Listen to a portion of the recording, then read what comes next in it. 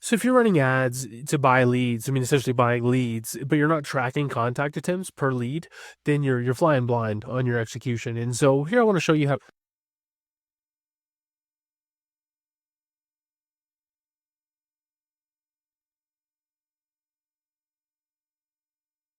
And you should be able to recreate this. If you need some help, I can help you out. Just shoot me an email. But all you really need is lead ID, which you can just create, random numbers. And then from there, you'll just need the date and time that lead came in. And then all this other stuff here isn't too important.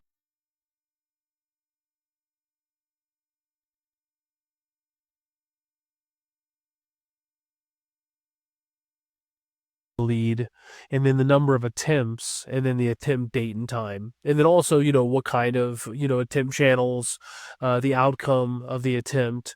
And here these are all the same. And then right here, January 2nd, this lead was contacted 4 times in 2 days, tracking it from this date as well. But anyways, so to get started, what we're going to need, we have to do a little bit of data modeling. And the first thing we're going to need is we want to use this, and modeling this is going to create this chart. So let's get started. What we're going to need is we need the date, the week number, and the lead ID. But first we need the lead ID. And so we have the data in a table here. So this is a table format. You'll see the table design, and it just makes it easier to work with the data, Excel tables, unless you have. So we want lead ID. Yeah, that's weird. I don't know why the headers is here. We just want table lead ID. Temps, right? Okay, we can bring in these two here. Let me bring in these two. We need the sales rep. We don't really need. We need a lead source too, but the sales rep is more important. And so the way you can do this is by using a VLOOKUP. So we want to look up the lead ID here, and then, or I could do here, and then we want to bring in the lead source and the sales rep name. So I'm going to use the same formula here, like the same range for both, but then what column is the lead source in? So column A is 1, column B is 2, and column C is 3. So 3, and then comma 0, because 0 means we want an exact match. It's the false argument of the VLOOKUP. So we're good here. And then let me just center everything. And then for the sales rep, same formula, different column, right? So this is column 1, 2, 3, 4, 5, 6, 7, 8, 9, 10, 11, 12, right? So it's this formula. So I'm going to show you not necessarily the more complex way, but I want to teach you a new formula. So what you could do is you could just count the number of times the lead ID started. So essentially what we want is, like, you can see here, these are different, or let me show you. Like here, these are different dates, but they're still the same week number, right? So what we want is we want to get the minimum of the week. So we want January 1st for this week, but then here we want January 4th for the start of week 2. And you might be saying, like, wait a second, why is January 4th week 2? Whatever January 1st is week 1, it doesn't make sense because there's 7 days in a week. And the reason is because in Excel, it starts on the Sunday. So what you would have is the beginning of week 1 would have been a couple days before, would have been December, the first Monday before, whatever that was. I mean, I can show you. I'll show you equals text, right? So see how this is a Sunday? And we go up here, and this is a Thursday. So I guess 4 days before this, so December 27th, would have been the beginning of week number 1. But anyways, I just wanted to show you that. That's not that important. So to get the start date, we need the minifs function. So minifs, and then we want this as the min range. Like, this is what we want to return. And then the criteria range is here, comma, and then the criteria is right here. Again, Excel's in the way, but cell I3. And then if you do the same thing, and then,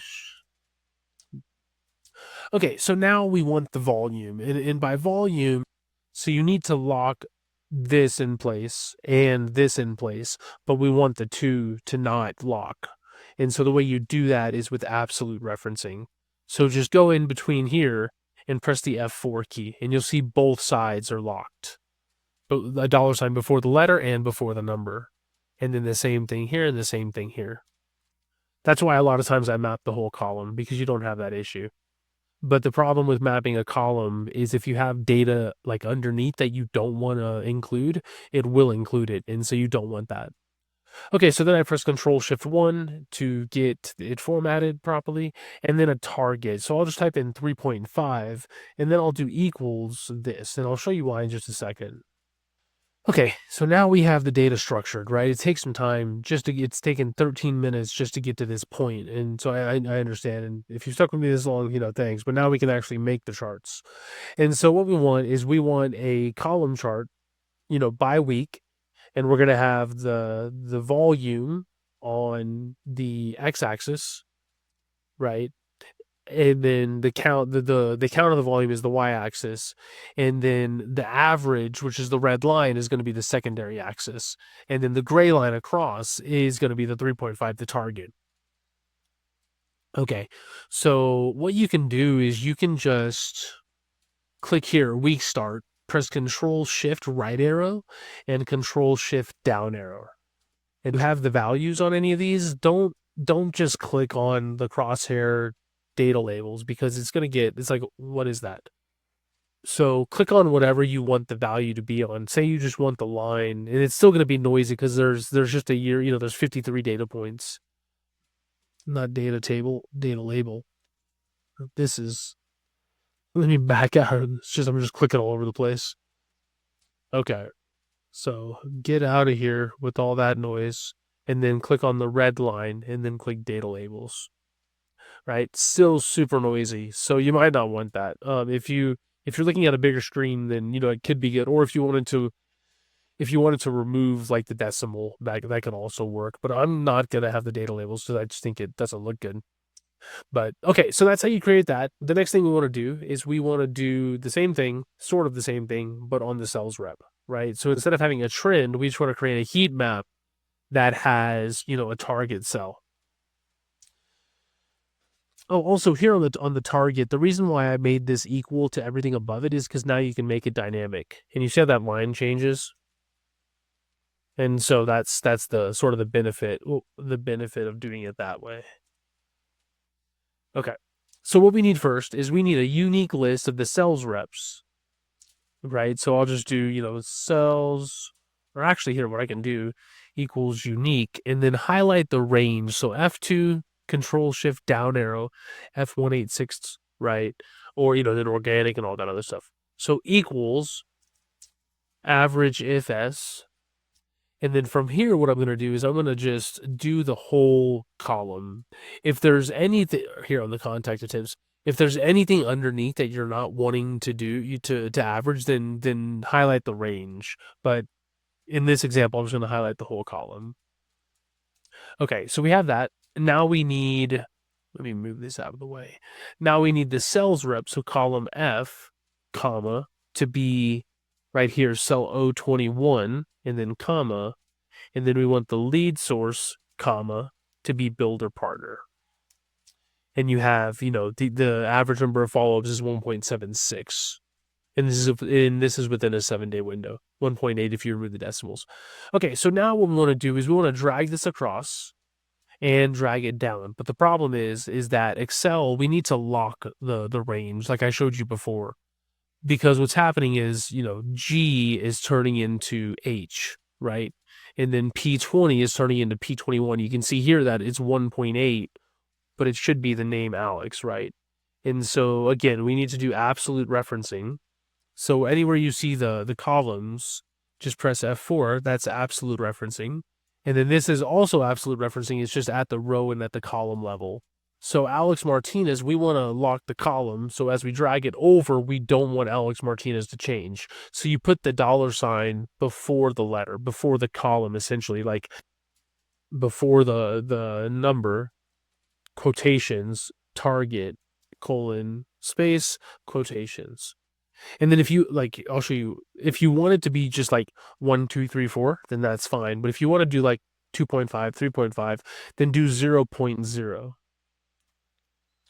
Let me make this. And so now if you want 3.5, it'll convert that way. Because if you did it just 0 instead of 0.0 and you do 3.5, it'll show 4. And then but it won't make sense because 3.6, if there's a 3.6 here, it would, like this right here, would be highlighted, but you would see a number 4 here. And it's like, wait, what? Like that doesn't make any sense. And so if you do want, to the first decimal point, to the 10th decimal, then do it that way. If that's not important to you, then you can do it just with the tens unit, not the decimal, not the tenths, but the tens. And so yeah. But anyways, that's all I got. It's been 24 minutes exactly. If you stuck around this long, and if you have some questions, shoot me an email, questions@databoards.io. If you want this file, there's going to be a link to download it. If you can't find it, shoot me an email. Say, hey, hey Ryan, can you shoot me the file for the contact attempts per lead, and then I'll send it your way. And if you can't, if you're struggling with getting your data sort of in this structure, then let me know. I can help you out. I mean, you should be able to recreate this, with certain